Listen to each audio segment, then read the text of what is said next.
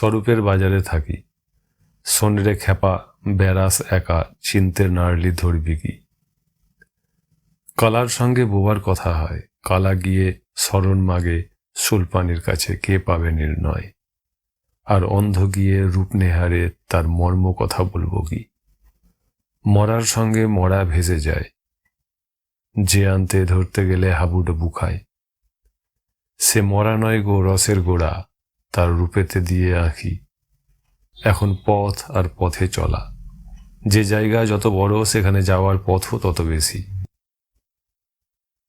সুলপানি যখন উপনিষদের পরাগতি, বেদের সেই মহান প্রভুর বই, সেই হিরণময় কোষের নিষ্কল ব্রহ্ম, তখন সেখানে পৌঁছবার পথও অসংখ্য অগণ্য। এই পর্যন্ত বলতে বলতে তাকে চিতাবাঘগুলো ঘিরে ধরল। আমার সঙ্গীরা সব ভয়ে চোখ ঢাকা দিল। আমি অস্থির হয়ে লাঠিতে ভর দিয়ে আগুনের পাঁচিল ডিঙিয়ে তাঁর দিকে ছুটতে লাগলাম। দেখলাম তিনি দুটো বাঘের গালে 2 চর কষে বললেন, ভাগ ভাগ ভাগ এখান থেকে। তোদেরকে বলেছিলাম না বামুনের মাংস তেতো হয়। অট্টাট্ট হাসিতে ফেটে পড়ে তিনি বললেন, ভয়ে ভাগছিস কেন? শেষ কথা শুনে যা। তোরা সব ব্রজের মানুষ। ব্রজ ব্রজ ব্রজ, এগিয়ে চল। হিংসার পশুজনি ত্যাগ করে ভালোবাসার জনিতে জন্ম নে। জিঘাংসা লোপ পাবে, তখন তোদের বুকেও ভালোবাসার ফুল ফুটবে। আমি ছুটে গিয়ে তার 2 পা জড়িয়ে ধরলাম।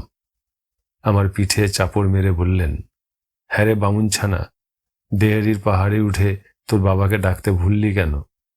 বাবাকে ডাকতে ডাকতে জঙ্গল পথে হাঁটলে তোদের কোনো বিপত্তি ঘটত না। বাবাকে ডাকলে তার নাম নিলে জগতের যিনি বাবা, সেই সুলপানীশ্বর ত্রিশূল হাতে তোর সঙ্গে ঘুরতেন।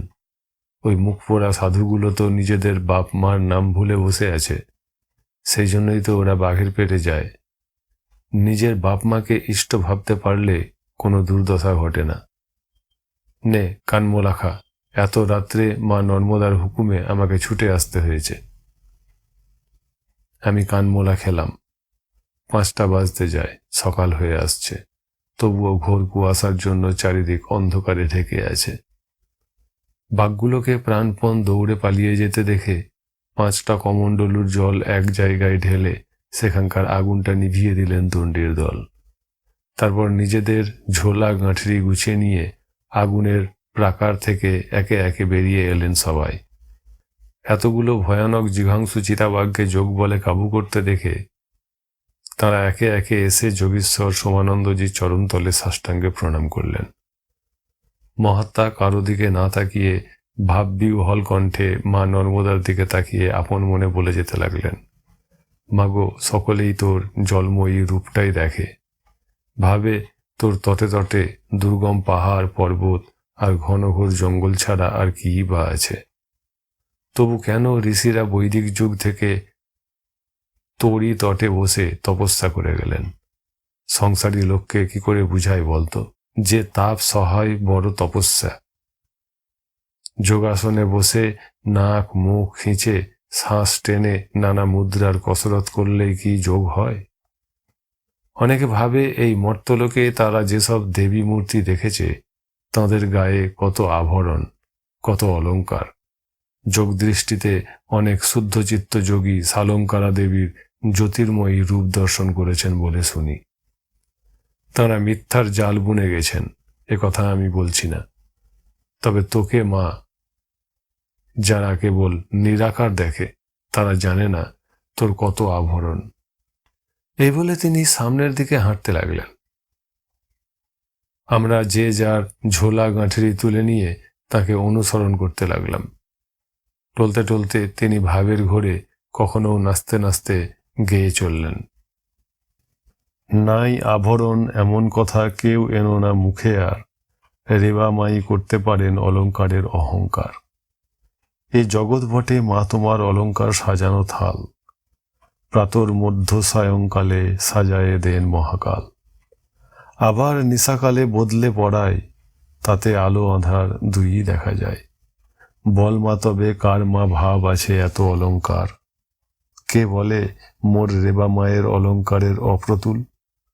পরেন তিনি স্থির তরিতের সুতাই গাঁথা তারার ফুল। পরে থাকেন মা নর্মদা ইন্দ্রধনুর একা বলি, স্বয়ং বৈজয়ন্তী হয়ে পড়বেন কেন বৈজয়ন্তী নলি। জীবের জীবন নাসার নোলক তা তো জানে সর্বজন, পদ্মপাত্রে জলের মতো দোলে যে তা সর্বক্ষণ। জ্ঞান সমুদ্রের মহারতন, শ্রুতি যে তাঁর কর্ণভূষণ, মুকুট যে তাঁর সদানন্দ, নাসেন ভবের যতেক কালী। বরাভয় মার হাতের বলয় তা তো সবার জানা কথা, মাঝে করুণার কঙ্কন পরেন মুক্তি ফলের মালা গাঁথা। মায়াযন্ত্রে কায়া ঢাকি সদা সঙ্গোপনে থাকি, নিতম্বে সতত পড়ি সপ্ত সিন্ধুর চন্দ্রহার। অষ্টসিদ্ধির নূপুর পড়েন তাইতে মায়ের অনুরাগ, পুণ্যগন্ধ স্বরূপিণী স্বয়ং শ্রীমার অঙ্গরাগ। ব্রহ্মাত্মায়ের অলক্তের জল, কেশব তাহার চোখের কাজল, কালানল তাম্বুল তিনি চর্বণ করেন বারংবার। গোবিন্দ দেখেছে মাগো সুধা এলে বলবে সেও, বাছা বাছা কাঁচা মেঘের আমলা বেটে মাথায় দাও। পোহাইলে বিভাবরী শিশু সূর্যের সিন্দুর পরি, চাঁদ বেটে চন্দনের ফোঁটা দিয়ে থাকো অনিবার। কে বলে তুমি কেবল নিরাকারা, নাইকো তোমার অলঙ্কার। ভাবাবেশে এইরকম সুর করে ছড়া আবৃত্তি করতে করতে স্থির হয়ে তিনি দাঁড়িয়ে পড়লেন। মুখে তাঁর অলৌকিক হাস্যোচ্ছটা। আমরা স্তম্ভিত হয়ে তাকে চারদিক থেকে ঘিরে দাঁড়িয়ে পড়লাম। স্বামী হিরণময়ানন্দজিকে দেখলাম তদাবস্থায় তাঁর পাদস্পর্শ করার জন্য তিনি যেন আঁকুপাকু করছেন। পাছে বুড়ো স্বামীজি তাকে ছুঁয়ে ফেলেন, এজন্য আমি গায়ের জোরে তাকে দূরে টেনে নিয়ে গিয়ে মৃদু কণ্ঠে ধমক দিয়ে বললাম, স্বামীজি ऐसा मत करिए। সমাধিবান যোগীরা যখন সমাধিস্থ হন তখন স্বাভাবিকভাবে তাঁরা বুদ্ধিত না হওয়া পর্যন্ত তাঁদেরকে স্পর্শ করতে নাই। ওই সময় তাদেরকে স্পর্শ করলে তাদের দেহত্যাগ পর্যন্ত ঘটতে পারে। কিন্তু সংসারী লোক সাধারণত খুব লোভী ও স্বার্থপর হয়। যোগীর দেহ যায় যাক, সেদিকে তারা ভ্রুক্ষেপ করে না। নিজের স্বার্থসিদ্ধির ধান্দায় তারা মশগুল থাকে। মনে ভাবে সমাধিস্থ যোগীর ওই সময় পদস্পর্শ করলে তাঁর দেহ বিচ্ছুরিত চৈতন্য শক্তি তার দেহস্থ সব কালিমা টেনে নেবে, তার পরমার্থ লাভ হবে। কিন্তু এই ভ্রমান্ধ সংসারী লোকের এ ধারণা সম্পূর্ণ ভুল। আপনার মতো বৃদ্ধ সন্ন্যাসী বদ্ধ গৃহীর মতো আচরণ করবেন কেন?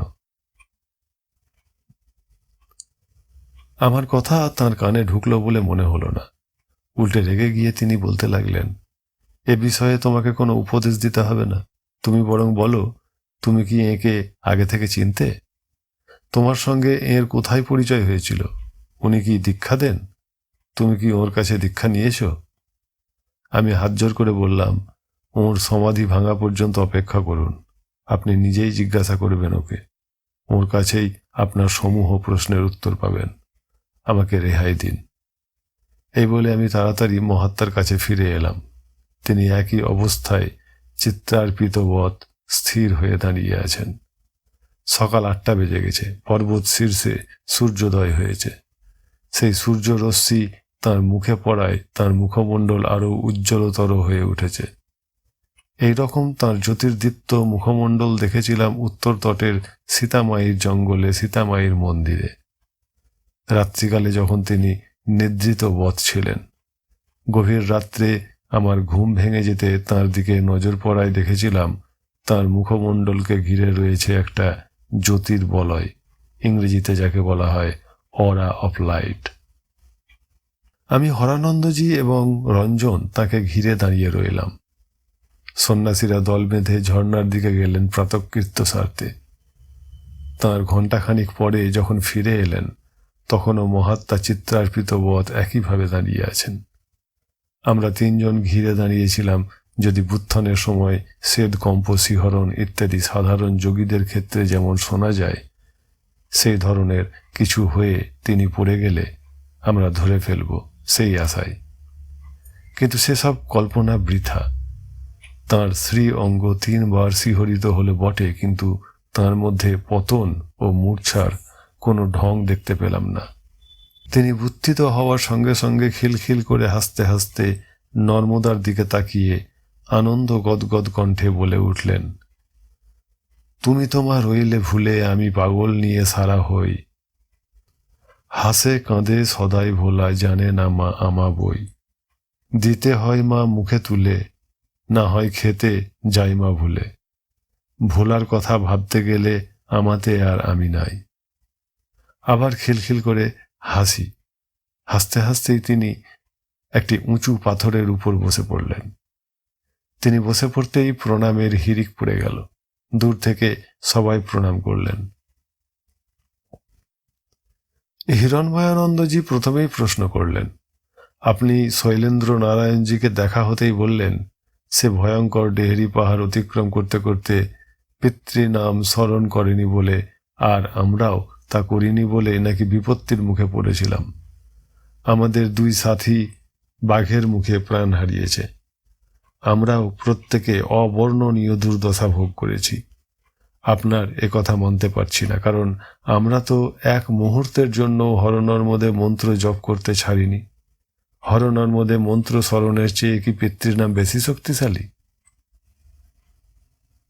উনি বললেন, তুমি বাপু কিরকম সন্ন্যাসী? হর অর্থাৎ শিব এবং নর্মদার স্বরূপকে তুমি কখনো চোখে দেখেছ? যাকে চোখে দেখনি, যাঁদের স্নেহ ভালোবাসার স্বাদ কোনোদিন পাওনি, তাঁদের নাম জপে কি ফলটা ফলবে শুনি? অদৃষ্টপূর্ব বস্তুকে কি স্মরণ মনন করা যায়? তুমি গোলাপ, বেল, জুঁই চোখে দেখেছ, তাদের গন্ধও শুকেছ। কাজেই গোলাপ, বেল, জুঁই এর নাম করলে তাদের আকৃতি এবং কোন ফুলের কি রকম গন্ধ সঙ্গে সঙ্গে তা অনুমান করতে পারবে।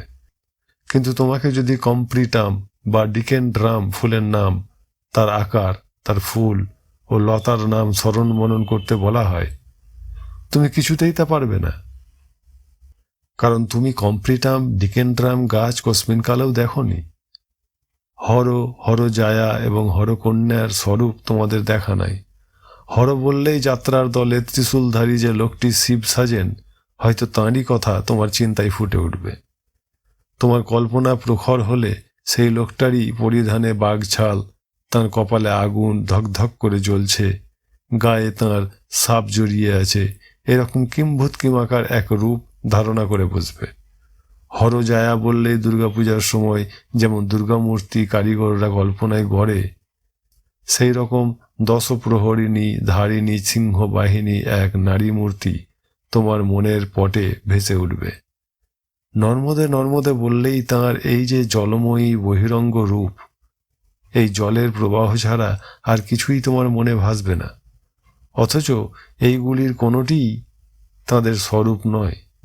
কিন্তু বাবা বা মার নাম নিলে বা তাঁদেরকে স্মরণ করলে ওই রকম কোনো কাল্পনিক ভুল রূপ ফুটে ওঠার বিন্দু মাত্র সম্ভাবনা নাই।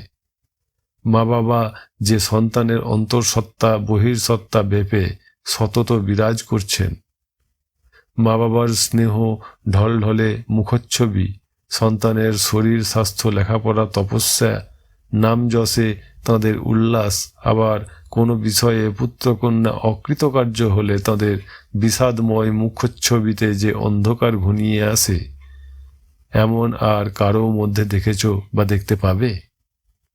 অকৃতি অধম সন্তানের উপরও মা বাবার যে টান থাকে, দয়া থাকে, ভালোবাসা থাকে, তার জন্য যে কল্যাণ চিন্তা থাকে, এমনটি আর কোথাও দেখতে পাবে না। এই জন্য বেদের নির্দেশ, মাতৃদেব ভব পিতৃদেব ভব। তুমি তো এদিকে দেখছি গেরুয়া পড়েছ, সন্ন্যাসের ভেক ধারণ করেছ, কিন্তু তুমি কি শতপথ ব্রাহ্মণের এই বচনটি শোনোনি যে মাতৃমান পিতৃমান আচার্যবান পুরুষ বেদ, অর্থাৎ প্রথম মাতা, দ্বিতীয় পিতা এবং তৃতীয় আচার্য, এই 3 জনের প্রতি যখনই কারো তীব্র অনুরাগ জাগে, তখনই তার পক্ষে প্রজ্ঞা লাভ সম্ভব হয়। শাস্ত্রে এমন কথাও আছে, মা বাবার অনুমতি ছাড়া যারা সন্ন্যাস ধর্ম গ্রহণ করে তারা ভ্রষ্ট সন্ন্যাসী। মা বাবার অনুমতি ছাড়া তাদেরকে কাঁদিয়ে যারা সন্ন্যাস আশ্রমে প্রবেশ করে সেই সব অকৃতজ্ঞ বেঈমানরা যতই তীব্র তপস্যা বা যোগানুষ্ঠান করুক, তাদের সিদ্ধি সুদূর পরাহত। স্বয়ং যোগীগুরু আচার্য শঙ্কর যতক্ষণ মায়ের অনুমতি পাননি ততক্ষণ সন্ন্যাস গ্রহণ করেননি, অঙ্গে গেরুয়া চাপাননি। দাক্ষিণাত্যে পূর্ণা নদীতে স্নান করার কালে তাকে একবার কুমির ধরেছিল। তিনি নদী তটে দণ্ডায়মানা মাকে আর্তকণ্ঠে ররুদ্যমান কণ্ঠে বলেন, মাগো, তুমি দয়া করে সন্ন্যাস গ্রহণের অনুমতি দাও, নতুবা কুমিরের করাল গ্রাসে আমার মৃত্যু অনিবার্য। স্নেহময়ী পুত্রগত প্রাণা জননী পুত্রের জীবন রক্ষার জন্য তদ্দণ্ডেই তাকে সন্ন্যাস গ্রহণের অনুমতি দেন। বলা বাহুল্য, আদি শঙ্করাচার্য তখনই কুমিরের গ্রাস মুক্ত হন। পরবর্তীকালে তাঁর শিষ্যদের কেউ কেউ প্রচার করে গেছেন যে আসলে কুমিরে আচার্য শঙ্করকে আদৌ আক্রমণ করেনি, তিনি মাতৃ আদেশ আদায় করার জন্য এইরকম ছলনার আশ্রয় গ্রহণ করেছিলেন। একথা সত্য বা অসত্য যাই হোক, একথা কিন্তু প্রমাণ করে যে আচার্য শঙ্করও তাঁর মাতৃরূপিণী মহাগুরুকে জীবনে অগ্রাধিকার দিয়ে গেছেন। তাঁর মা যখন মৃত্যুশয্যায়, আচার্য শঙ্কর তখন ছিলেন ওঙ্কারেশ্বরে। যোগ দৃষ্টিতে তা জানতে পেরে তিনি ওঙ্কারেশ্বর হতে দাক্ষিণাত্যের সুদূর কালাভি গ্রামে গিয়ে মুমূর্ষ মায়ের শয্যা পার্শ্বে থেকে সেবা করেছিলেন। এই তপভূমি নর্মদার তটে তপস্যা করলে সিদ্ধি ত্বরান্বিত হয়। এজন্য বৈদিক ঋষিরা সবাই এখানে এসে তপস্যা করেছিলেন। আমি আজীবন অনুসন্ধান করে দেখেছি, যেসব বৈদিক ঋষি নর্মদা তটে তপস্যা করে সিদ্ধি লাভ করেছিলেন তাঁরা সকলেই মাতৃপিতৃভক্ত ছিলেন। আর যাঁরা নর্মদা তটে উগ্রতম তপস্যা করেও সিদ্ধি লাভ করতে পারেননি, আমি অনুসন্ধান করে দেখেছি তাঁদের মা বাবার প্রতি কোনো টান ছিল না। একথা ধ্রুব সত্য বলে জানবে যে বাবা স্বয়ং শিব, মা স্বয়ং উমা। মা বাবা উভয়ে মিলে অর্ধনারীশ্বর। শিব শিবানী যেমন একত্রে অর্ধনারীশ্বর, শিবানীকে মানলে যেমন শিবকেও মানা হয়, তেমনি মাকে মানলে বাবাকে এবং বাবাকে মানলে মাকেও শ্রদ্ধা ভালোবাসা জানানো হয়।